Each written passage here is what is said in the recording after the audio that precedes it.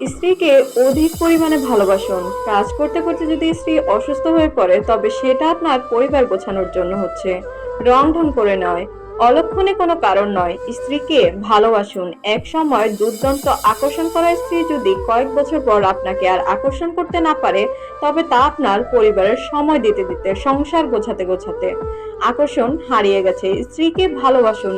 স্ত্রীর সুন্দর চোখের নিচে যদি একসময় কালচে দাগ পড়ে যায়, খারাপ দেখায়, তবে আপনার সন্তানের পরিচর্যা করতে করতে অসংখ্য রাত নির্ঘুম থেকে এমন হয়েছে। স্ত্রীকে ভালোবাসুন। স্ত্রীর হাত যদি অসুন্দর হয়ে যায়, ফোস্কা পড়ে হাতের আকর্ষণ কমে যায়, তবে সেটা আপনার পরিবারের মজাদার রান্না করে খাওয়ানোর জন্য হচ্ছে। স্ত্রীকে ভালোবাসুন। যদি বউ আপনার পরিবারের কথা বলতে ভয় পায়, গুটিয়ে যায়, তবে আপনাদের পরিবারের অস্বাভাবিক আচরণের জন্য ভয়ে গুটিয়ে যাচ্ছে। ভালো আচরণ করুন। স্ত্রীকে ভালোবাসুন। স্ত্রী যদি আপনাকে সন্দেহ করে তবে সেটা আপনার প্রতি বিশ্বস্ত ভালোবাসা থেকে সন্দেহ করছে। আপনি অন্য মেয়ের দিকে ঝুঁকে পড়ছেন হয়তো। রুক্ষ আচরণ না করে সন্দেহ দূর করুন। স্ত্রীকে ভালোবাসুন। স্ত্রী যদি শারীরিকভাবে শুকিয়ে যায় কিংবা মুটিয়ে যায়, তা আপনাকে বিয়ে করে আপনার সংসার সামলাতে গিয়েই তার স্বাস্থ্যের অবনতি হয়েছে, যা সে বিয়ের আগে ছিল না। স্ত্রীকে ভালোবাসুন।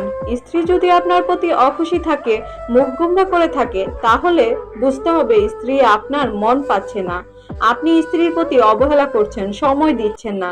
স্ত্রীকে ভালোবাসুন। সংসারে এসে যদি এক সময় স্ত্রীর চামড়া কুঁচকে যায়, হাতে হাতে রেখে ভরসা দিয়ে মৃত্যু আগ পর্যন্ত চলুন।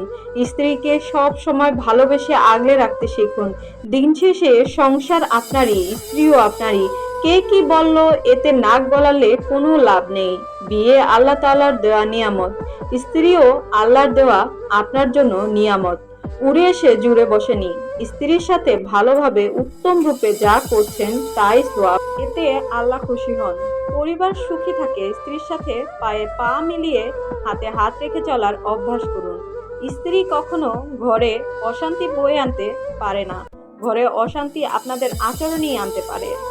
আপনার স্ত্রী সুপারমার্কেটে কোনো পণ্য পুতুল নয় যে যেমন আনলেন সেভাবেই সারা জীবন থাকবে। দুনিয়াতে কোনো কিছুই ম্যাচিউর নয়, ম্যাচিউর করে নিতে হয়। এমনকি দুনিয়াটাও না।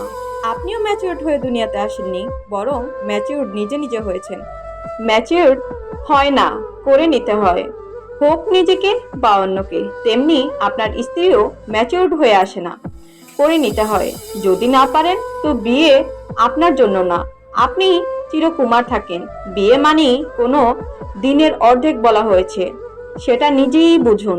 স্বামী স্ত্রী ঠিক থাকলে কেউ সংসারে ফাটল ধরাতে পারে না। তাই নিজেরা ঠিক থাকুন। একে অপরের প্রতি অগাধ বিশ্বাস রাখুন। একে অপরের প্রতি আকর্ষণটা ধরে রাখুন।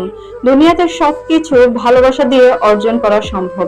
ভালোবাসা দিয়ে হাজারো কষ্টে থাকলেও হ্যাপি থাকা সম্ভব। তাই স্ত্রীকে বেশি বেশি ভালোবাসুন আর মানিয়ে নিতে শিখুন। তবেই দাম্পত্য জীবনে অনেক সুখে থাকতে পারবেন। আল্লাহ হাফেজ। ভালো